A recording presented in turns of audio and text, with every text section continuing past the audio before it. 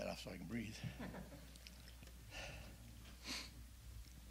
Acts chapter 12.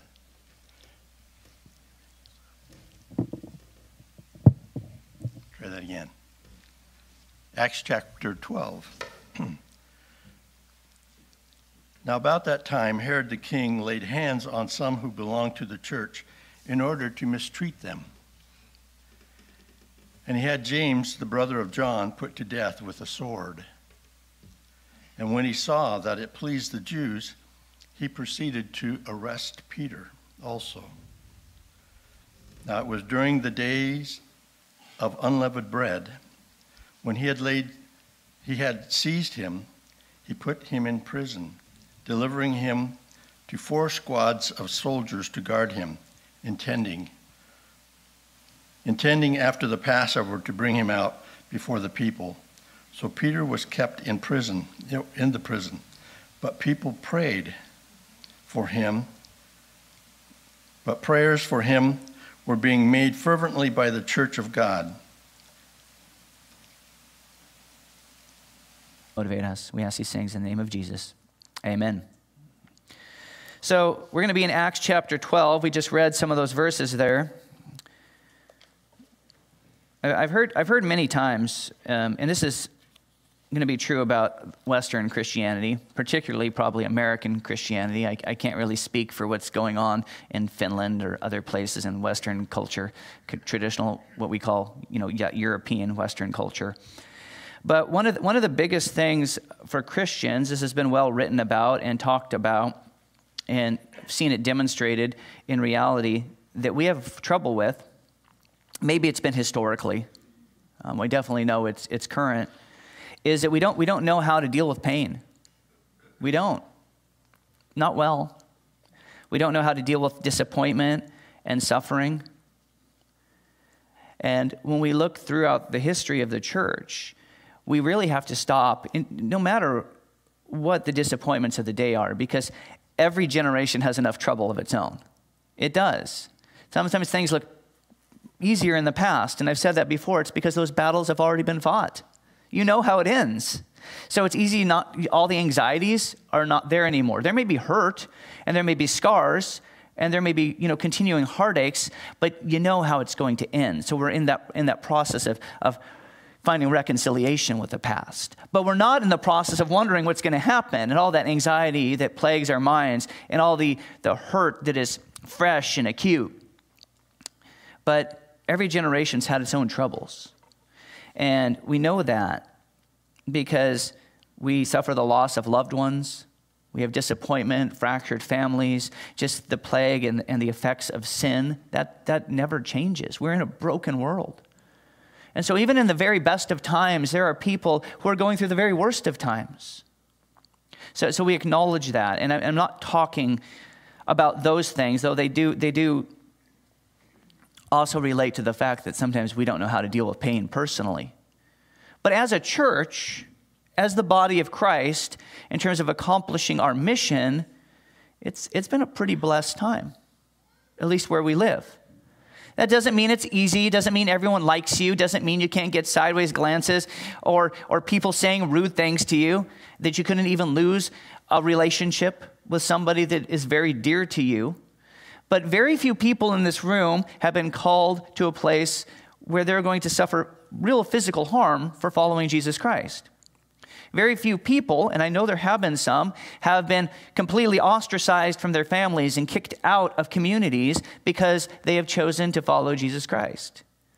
But that is still a reality all around the world.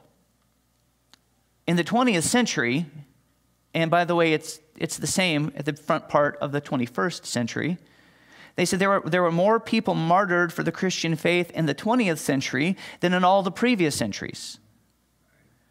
Now, part of that is because the population's growing, but part of that we're just unaware of, and I hope we can appreciate just what a blessed community we were born into through nothing we've done. And I hope when we consider how blessed we are, even as we think of these things today, that it doesn't cause us to lose sight on the fact that we are in a battle. We may not be on the front lines of the battle every day in terms of like some of our brothers and sisters in Christ in other places. And we may not always be aware that there is still this giant, well, I guess casualties, you would say, being afflicted on our brothers and sisters that we should remember in prayer. But we need to understand that there's so much more than what we see. And we can't lose sight and fall into the false notion that we're at peace. But we're not normally inclined to do well with negative emotions. We fall into, sometimes, into despair. But what I want you to realize as we go through this morning, God is in control. And this world is not our home. And God is still working in this broken world to bring people back to him.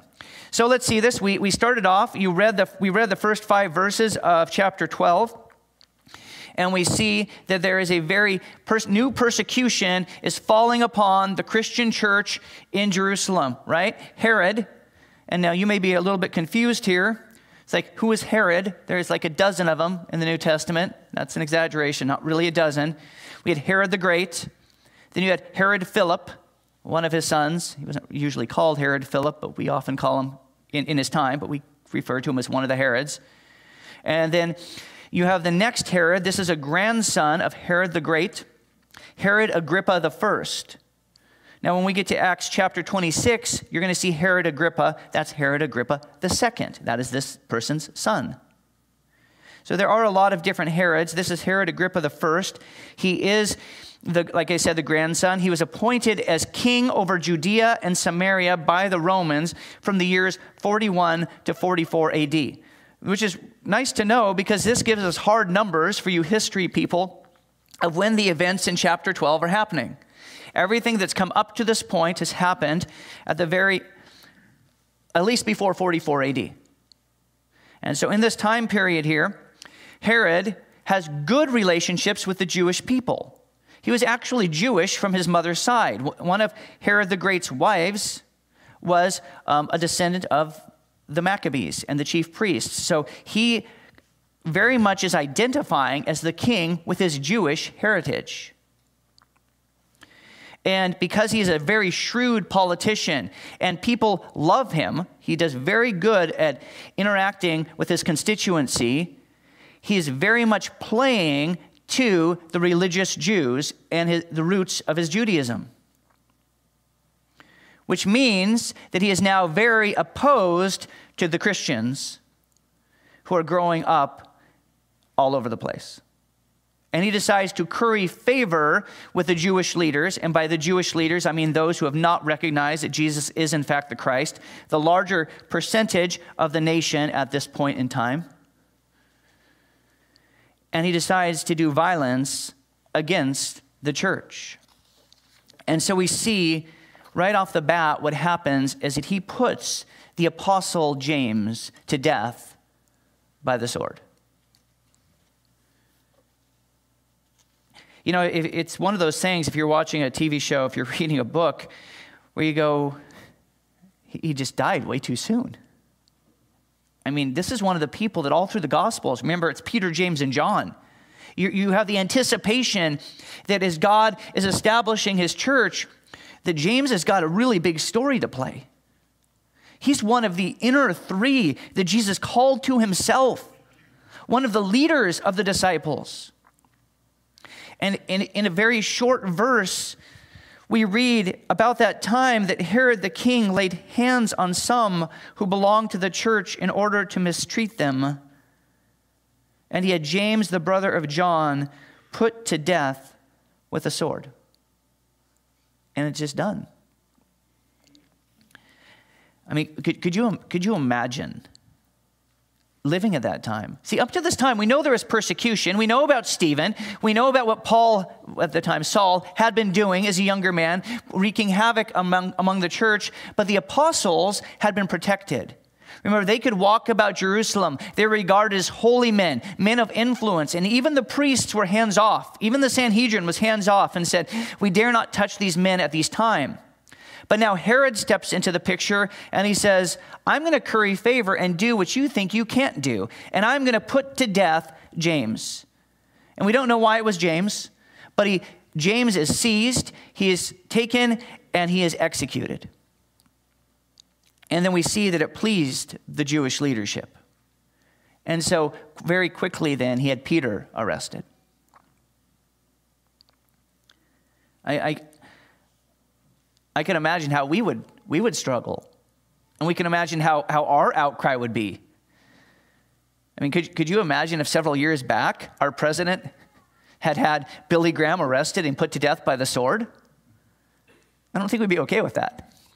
It doesn't even matter if he's your favorite Christian. We'd just be like, that's not okay. And then he seizes other prominent leaders. Now, we do know this happens in other places, right? We do know this still happens. But we could very easily fall into despondency. We could very easily fall into the lie that maybe God doesn't know what he's doing anymore. We could very easily get angry and fall into the methods of the world and say, that's it, we're grabbing our pitchforks and torches and we're making a mad rush on this.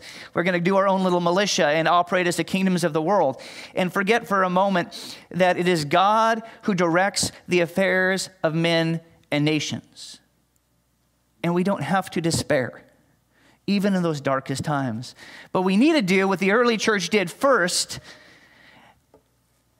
And God shows his power through it. It says, but the early church here is keeping the matter, in verse 5, fervently in prayer before God. And now we get to pick up the good part of the story, the part of the story that you might remember most if you grew up in Sunday school classes, to see what God is doing, that God is moving. See, the rulers of the world had failed to realize that if they couldn't keep the Messiah in the grave, that if God wanted Peter out of jail, this was not going to be a problem. And so the people are praying, and God is going to show up and powerfully remind the church in terms of encouragement and show the leaders that he is still on the throne. But we see that Peter is going to be delivered. So continue with me here in verse 6, or excuse me, on verse 4. No, it's 6. The numbers are in different places in this Bible. I told you, it's not my preaching Bible. On the very night when Herod was about to bring him forward, Peter was sleeping between two soldiers, bound with two chains, and guards in front of the door were watching over the prison. He is like really guarded. For a fisherman who preaches the gospel, got 2 guards in the cell and 2 guards outside the cell. That tells you something about the value of him as a political prisoner. Nevertheless, I guess they were worried. But it says, and behold, an angel of the Lord suddenly appeared, and a light shone in the cell. And he struck Peter's side and woke him up, saying, get up quickly. And his chains fell off his hands. And the angel said to him, gird yourself and put on your sandals. And he did so. And he said to him, wrap your cloak around you and follow me. It's a very, very strange jailbreak. It's like you come in, not quietly, right? Not with guns blazing, but like, hey, wake up, we're going. By the way, grab your coat. You're going to want your coat. We're not coming back. Grab your coat. And we don't really understand what's going on with the soldiers here, right? At this point, are they just staring off into space? Are they sleeping? Are they in some sort of stupor? But Peter and the angel are interacting, and they're leaving. And we see that Peter doesn't know what's going on. Next verse. And he went out and continued to follow, and he did not know that what was being done by the angel was real. But he thought he was seeing a vision. When they had passed through the first and second guard, they came to the iron gate that leads into the city, which opened for them by itself. And they went out and went along the street, and immediately the angel departed from him. When Peter came to himself, he said, now I know for sure that the Lord has sent forth his angel and rescued me from the hand of Herod and from all the Jewish people were expecting. And I just want to stop right there, because when I read this, and you try to think normally about how you want to preach this, but I just try to put myself in Peter's shoes, and I can't even imagine what I would be feeling. Probably you're going from a place of sadness, You're losing one of your closest friends for a long time, since before you followed Jesus Christ, a business partner. And then you're arrested, and maybe you're making peace with the fact that this could be my end. After all, Jesus did tell me that these hardships would come, and they would think it was a service when they would put you to death. And then you wake up and you're like, this is a nice dream. How strange that the guards don't even seem to notice. And oh, look, the gate's opening up. You ever have those moments in dreams where you're like outside of your own body and you're having like a commentary, watching yourself go? I can only imagine that must have been what it's like. Like, oh, well, this is neat. I'm walking out. And then all of a sudden, you're outside. And I don't know, it's not Oregon. If it was, you'd feel the slight rain hitting your face if it's springtime. And go, this is really wet. This is really hard. This is really not a dream. And you have to refrain from screaming out loud like, this is amazing, because the guards are still back there. Right? So he hurries off. He's like, I've got to tell somebody that I'm okay. I've got to let the church know. And so we see then, he realized that he went to the house of Mary, the mother of John, who was also called Mark. We'll see John Mark a few times here coming up, where many were gathered together and were praying. And he knocked on the door of the gate. A servant girl named Rhoda came to answer. When she recognized Peter's voice, because of her joy, she did not open the gate, but ran in and announced that Peter was standing in front of the gate. So he's like, I'm free. And she's like, Peter's here. And you're like, you're still locked outside. Now this part seems like something, this is how I feel like I know this is absolutely authentic, right? And I know it is anyway. But this is exactly what would happen. Because if you have children at home, like, I'm here, can you let me in? And they run off and like, Mom, Dad's at the door. Like, can you just let me in? So he's standing there, and she's excited, and she's telling people, and they said to her, you are out of your mind. You're out of your mind. But she kept insisting that it was so, and they kept saying, it's his angel, meaning it's his ghost. Like, oh, let's all have a moment of silence. Peter's at the door. Apparently, Herod didn't wait till morning. And you can imagine Peter's on the outside going, what is going on the inside? But Peter kept knocking. Do you ever do that with your kids? Maybe it's just me. When I get really frustrated, I feel this slight passive-aggressive thing coming up. But he just keeps knocking. And when they opened the door, they saw him and they were amazed. But motioning to them with his hand to be silent, he described to them how the Lord had let him out of prison. And he said, report these things to James. This is James, the half-brother of Jesus, who we'll actually be talking about next week. Not to James, who obviously was just killed. And to the brethren. And then he left and went to another place. Now when the day came, there was no small disturbance among the soldiers as to what could have become of Peter. When Herod had searched for him and had not found him, he examined the guards and ordered that they be led away to execution. Then he went down from Judea to Caesarea and was spending time there. They can't believe what God is doing. I know in my life, there's many times that, I have to admit that I can't believe what God is doing. You'll say, I shared Christ with somebody and they actually responded. Sometimes we're amazed that God is still at work because we get so distracted, but we serve the living God, the Almighty God, the God who has been working from time past and is still working today. Sometimes we may think we're nearing the end and things are just winding down. They're not winding down in terms of God's activity. Whether we're at the end of an age and getting ready for that next stage or not, I can't say. I can tell you what it looks like, but I know God is at work. And he's left us here to be about his work. And it may not look exactly like this, but he is doing great things. And so we see that Peter is set free. And we read in verse 24, at the very end, that the word of God grew and multiplied. The church is not set back. The mission is not stalled. The church, and even in this hardship, is growing. Incidentally, there's some fun verses here. We'll just read them because of my... Did you ever read? And we know we're called to love everyone, right? Which is a struggle, right? Especially when you're driving. It's a struggle.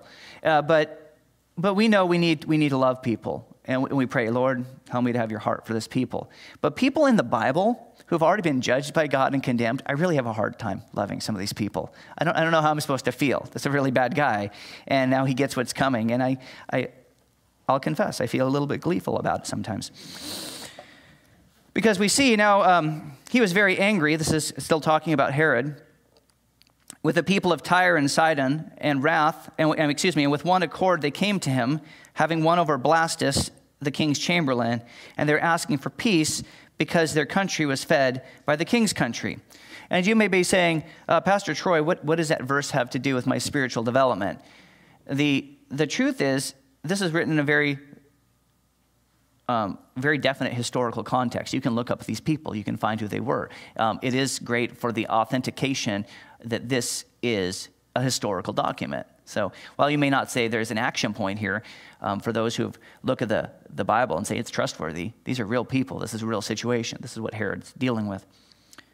On an appointed day, Herod, having put on his royal garment, took his seat on the rostrum and began delivering an address to them. And the people kept crying out, "The voice of a God and not of a man." And immediately an angel of the Lord struck him because he did not give God the glory, and he was eaten by worms and died.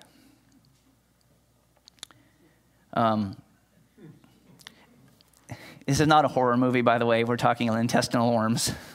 It's not like Tremors. If you haven't seen that, please don't. It's not an endorsement.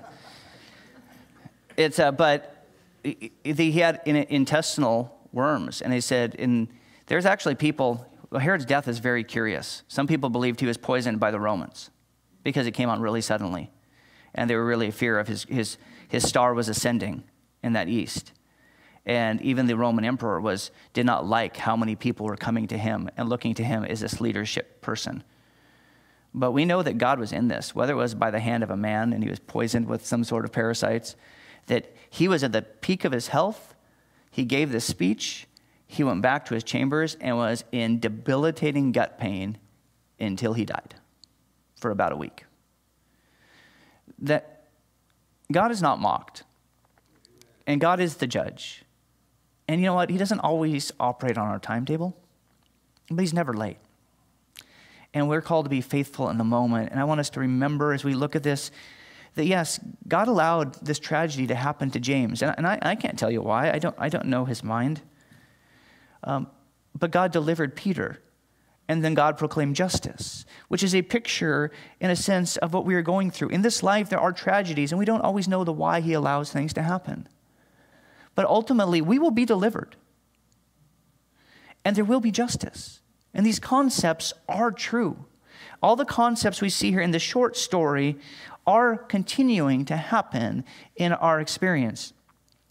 And I hope we remember that we are in a battle. Now, the war is won. The war is absolutely won. Jesus is victorious, but the battles and the skirmishes, they still continue. And we sometimes ask, why is this so? Why is this so? Why does he not just put an end to it? And the thing which I've said over and over, my best understanding in terms of articulating it from Scripture is because he's patient. We see this in the Bible. He's patient, not desiring that any should perish, but that all would come to repentance. The fact is, some of you have friends and relatives, or maybe yourself, who said, yeah, I came to Christ this last year. My friend came to Christ these last several months. I'm glad that he tarried because they're people that I care about. So sometimes we have to walk through the reality that is this broken, fallen, damaged world that he is allowed to continue in its willful unbelief in order that he may save some out of that, of which we are part of that. But the king is returning. The king is returning. and until he returns in triumph, in glorious triumph, where none shall stand against him. The enemy rages at his followers. So we should not be surprised by such things. Jesus himself said, remember the word I said to you, a servant is not greater than his master. If they persecuted me, they will also persecute you.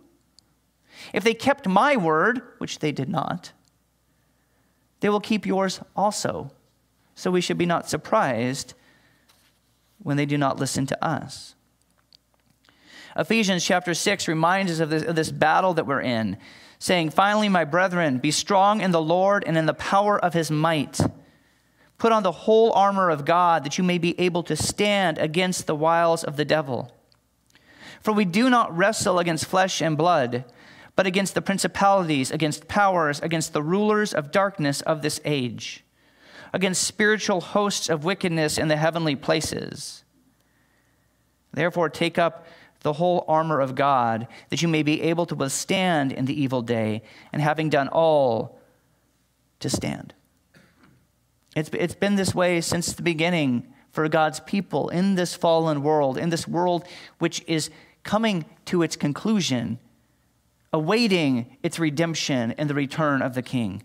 But if we would go through Hebrews 11, again, we would read about the trials and mockings and scourgings and chains and imprisonment, which has happened to God's people at every step along the way. And we should not be surprised. Or we could move ahead to Revelation. And in chapter 2, we read this warning to a church where Jesus Christ himself gives a message to the church to prepare them for what is coming. Saying in chapter 2, verse 10, do not fear any of those things which you are about to suffer. Indeed, the devil is about to throw some of you into prison, that you may be tested, and you will have tribulation 10 days. Be faithful until death, and I will give you the crown of life. We are still in the middle of it. But we get a little further in the book and we read this, which is just a little bit of the ending. It says, these will make war with the Lamb. If you weren't certain, that's Jesus Christ, the Lamb who was slain. And the Lamb will overcome them, for he is Lord of lords and King of kings. And those who are with him are called, chosen, and faithful. Victory is coming. Victory is coming. But we do live in a hard time. And like I said, we're a very blessed people. Even when we don't feel blessed worldwide historically, and by that I mean as the church. I don't mean individually, again, personal sufferings. But when you look around the world, this was from, I think, 2018. It's one of the sites out there that just monitors persecution in the world in the Christian churches. It's a pretty big chunk of the world. And the darker the country, the harder it is on the people who live there. You know, you get to places, and I'm sure you read about it, whether it's Open Doors USA or Voice of the Martyrs or other places like Nigeria where people build a church, and then extremists come and they burn the church, and they build the church again, and then they burn the church again, and people are killed daily. And there's complicated issues. I understand there's other things in just faith, but the bottom line is they're being persecuted because people have chosen to follow Jesus Christ. Or even in India, which is kind of crazy. You think, oh, well, it's a democratic state. They must be more enlightened. But there are provinces in India that we've seen times where churches are firebombed and people are killed. And when we see such things, obviously, it can lead us to one of two ways. I think it normally leads us to one of two ways. One is despair, and the other is to greater fervor in our own spirit for the Lord. But I hope it also does a third thing that causes us to pray for people and to be aware that the church is bigger than this room or whatever this message is going to. That we're part of a family of believers all across the world. And sometimes I'm not always as aware of that as I should be. I mean, we have our missionaries, and we love to hear from them. But the Bible says to pray for those in prison, to pray for those who are persecuted, to be aware. And so we do need to be more prayerful about that and really praying. And I think it would remind us when our lives are are complicated or petty, that there's something bigger at stake. So that's one of them. But also know these encouraging words of Jesus Christ, which I put on the screen. He says, "Assuredly, I tell you, there's no one who has left house or parents or brothers or wife or children for the sake of the kingdom of God, who shall not receive many times more in this present time and in the age to come eternal life." When you suffer for the gospel's sake, your suffering is not in vain. God can use the hardships in our life in order to further his purposes. We've already talked about Stephen and how his death launched a missionary movement. There's a story I heard way back when I was at Corban University. I was actually Western Baptist, but that's because I'm getting older. But from henceforth, if I say Corban, just go with me on the name change. But there was a story, and there were some people, and I don't know where they were, somewhere in Southeast Asia, island community, and they preached the gospel, and they preached the gospel, and they preached the gospel, and people didn't respond until they lost their son. Some disease, something, we don't know. I don't know if it's a genetic condition. It's been a long time. And they lost their son, and obviously the worst possible time in this couple's life. And they grieved, and they were sad. And they were not at their best as missionaries. You could imagine being in that place. Some of you have been in that place. But then people started to come to Christ. And they go, why are you coming to Christ now?